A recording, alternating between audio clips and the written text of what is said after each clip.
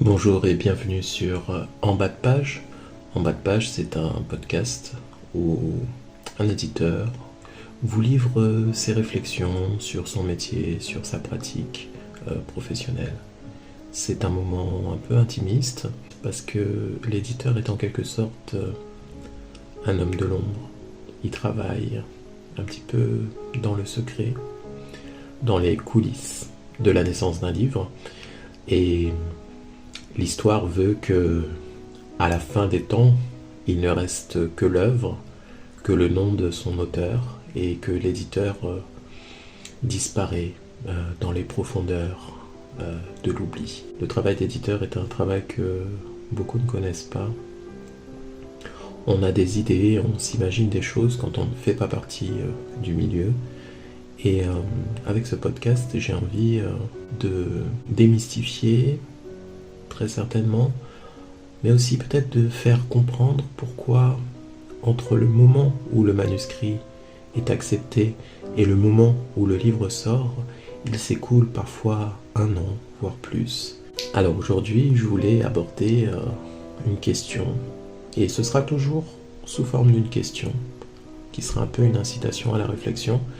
Et la question d'aujourd'hui est: l'éditeur a-t-il une mission ? Une mission nous est souvent donnée par un tiers, par les événements. Au début d'une histoire, nous avons souvent un héros qui est là.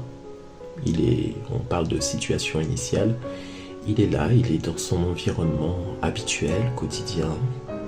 Tout se passe plus ou moins bien, et d'un coup, il y a un élément extérieur qui vient bouleverser l'ordre établi. Et en général, cet élément extérieur, c'est la mission qui attend le héros. Alors, dans beaucoup de récits, on voit le héros hésiter. Il a peur, il n'ose pas.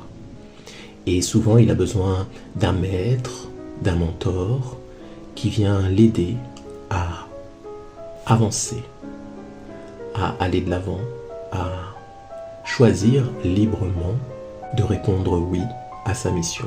Eh bien, c'est peut-être un peu la même chose pour un éditeur. L'éditeur est souvent un homme ou une femme qui travaille, pas forcément dans un domaine proche de l'édition.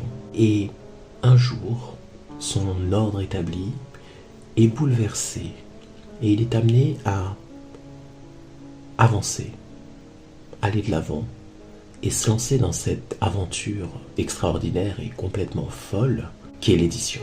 Alors on peut avoir des éditeurs qui au départ sont des écrivains et qui se sont retrouvés dans cette galère avec un désir de se publier en premier et puis ils se sont mis au service des autres.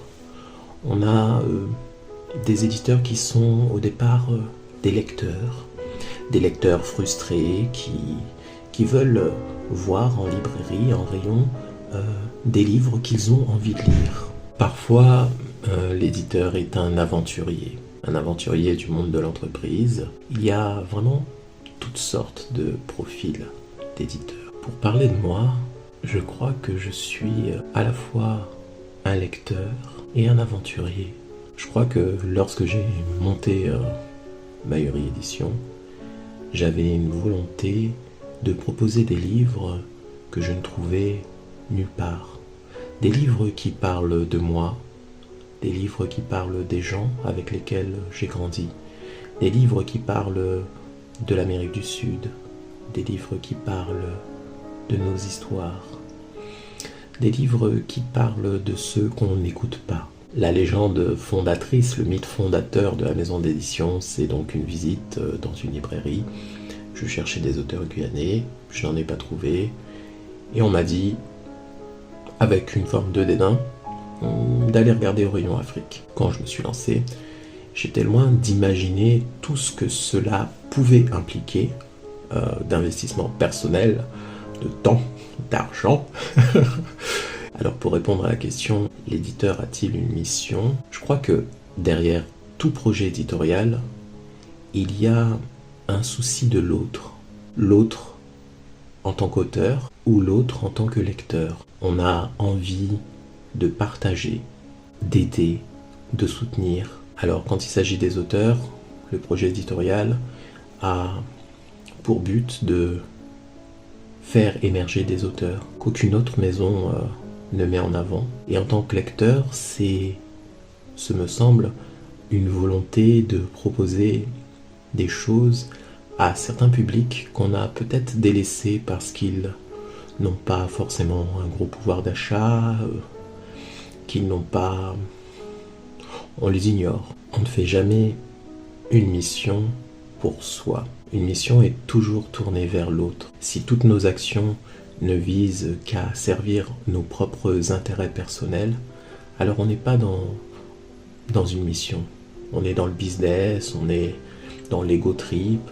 L'idée de mission, elle touche l'éditeur, mais elle peut toucher aussi l'écrivain, mais aussi le lecteur, parce que le lecteur, en lisant, ne fait pas que se divertir, s'instruire.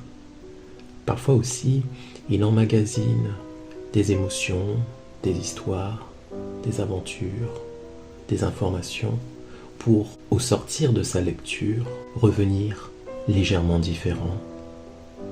Et peut-être, oui, peut-être, changer le monde. Et je crois que éditeurs, écrivains, lecteurs, lorsqu'ils font leur travail dans un esprit de mission, peuvent changer le monde.